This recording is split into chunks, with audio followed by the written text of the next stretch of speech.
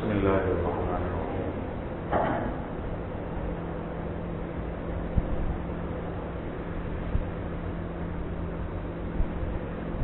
نبی کریم صلی اللہ علیہ وسلم کو اللہ تعالیٰ نے بہت ساری خصوصیات عطا فرمائی تھی جو کسی بھی نبی کو عطا نہیں فرمائی اس سے پہلے،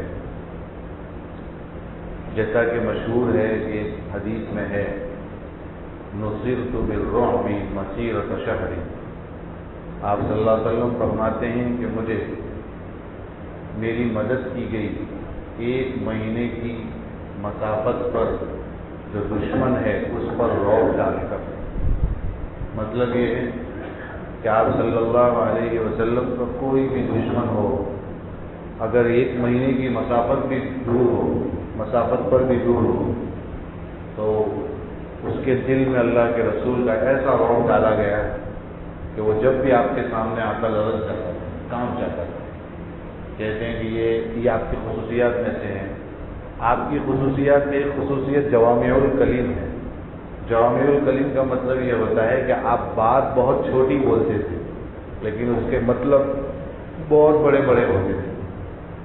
ایسا سمجھ لیجیے دریا کو کوزے میں بھر دینا، پورا سمندر ہو اور اس کو ایک کوزے میں بھر دینا یہ آسان نہیں ہوتا، لیکن آپ صلی اللہ علیہ وسلم کی یہ صفت رہی، خصوصیت رہی کہ اللہ تعالیٰ نے آپ کو یہ مقام دیا تھا کہ آپ دریا کو کوزے میں بھر دیتے تھے، گاگر کو ساگر میں بھرنا یہ سب کے بس کی بات نہیں ہوتی۔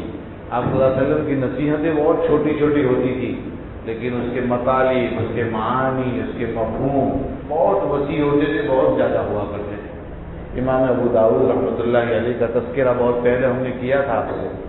امام ابو داؤد رحمۃ اللہ علیہ، ان کا نام سلیمان ابن اشعث ہے، بہت بڑے محدث ہیں۔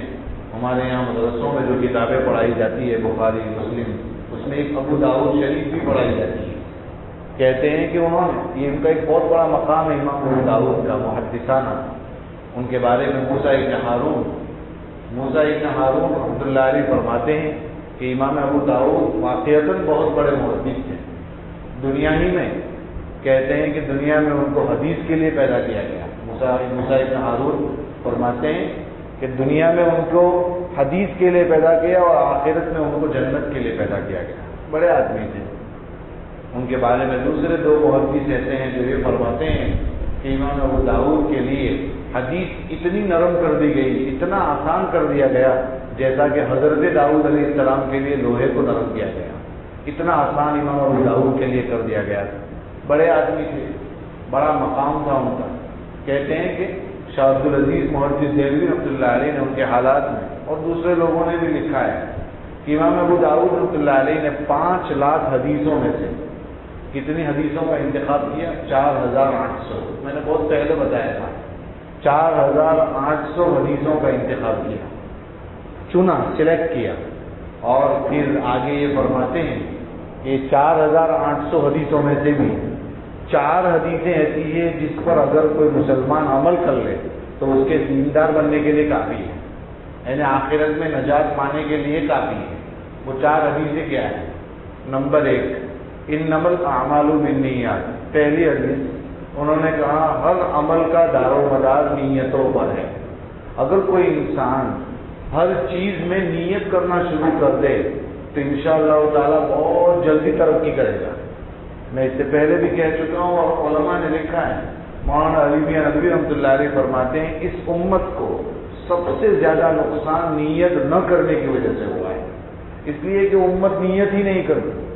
وہ یہ سمجھتی ہے نیت کی کیا ضرورت ہے؟ بھائیو، ہر چیز میں نیت کی ضرورت پڑتی ہے۔ اگر نیت کریں گے تبھی تو اس عمل میں جان پڑے گی۔ مسجد میں آئے نیت کی، کھانا کھایا نیت کی، سوئے تو نیت کی، اٹھے تو نیت کی، گھر میں داخل ہوئے تو نیت کی۔ ہر چیز میں صحیح نیت کرتے ہیں اور اچھے طریقے سے نیتوں کا اہتمام کرتے ہیں تو بہت آگے بڑھ جاتا ہے انسان۔ کہتے ہیں ہر عمل کا دار و مدار نیتوں پر ہے۔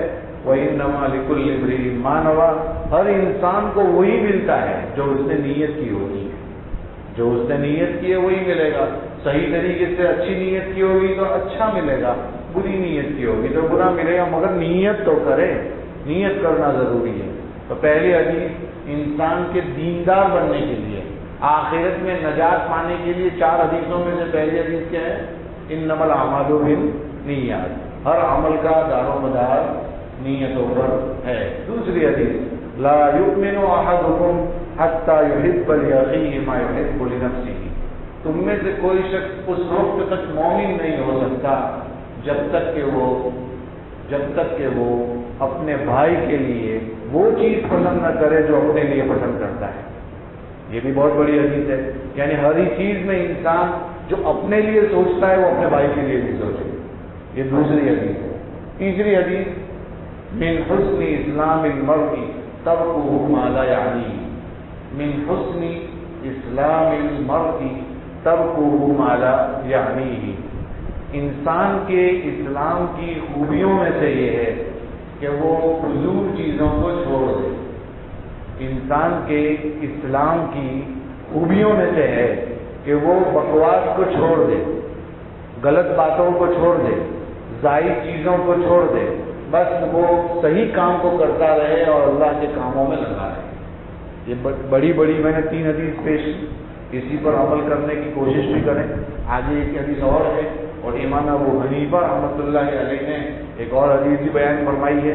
ٹوٹل 5 حدیث ہوتی ہے، 4 تو امام ابو داؤد کی ہے، چوتھی حدیث الحلال بین والحرام بین، حلال واضح ہے، حرام واضح ہے، اور ان دونوں کے درمیان کچھ چیزیں ایسی جو شک پہ ڈالنے والی ہے، حلال ہے کہ حرام ہے، تو ایسے موقع پر انسان کو بچنا چاہیے اس چیز کو کرنے سے۔ یہ چوتھی حدیث ہے، 4 حدیثیں ہو گئی، اور 5ویں حدیث امام ابو حنیفہ رحمۃ اللہ علیہ کہتے ہیں کہ حضرت حماد جو ان کے بیٹے ہیں، انہوں نے اپنے بیٹے کو نصیحت فرمائی 5 حدیثوں کی، 4 تو یہی جو میں نے بیان کی، اور 5ویں فرمائی المسلم من سلم المسلمون من لسانہ و یدہ، مسلمان وہ ہے جس کی زبان سے اور جس کے ہاتھ سے دوسرا مسلمان محفوظ رہے۔ ہماری زبان سے بھی کسی کو تکلیف نہ پہنچے، ہمارے ہاتھ سے بھی کسی کو تکلیف نہ پہنچے، یہی اصل کامل مسلمان ہے۔ تو انسان کو چاہیے کہ ان 5 حدیثوں پر عمل کرے تو انشاءاللہ تعالیٰ آخرت میں نجات ہو جائے گی۔ اللہ تعالیٰ عمل کرنے کی توفیق عطا فرمائے۔ سبحان اللہ و بحمدہ، سبحان اللہ و بحمدہ، ونشہد ان لا الہ الا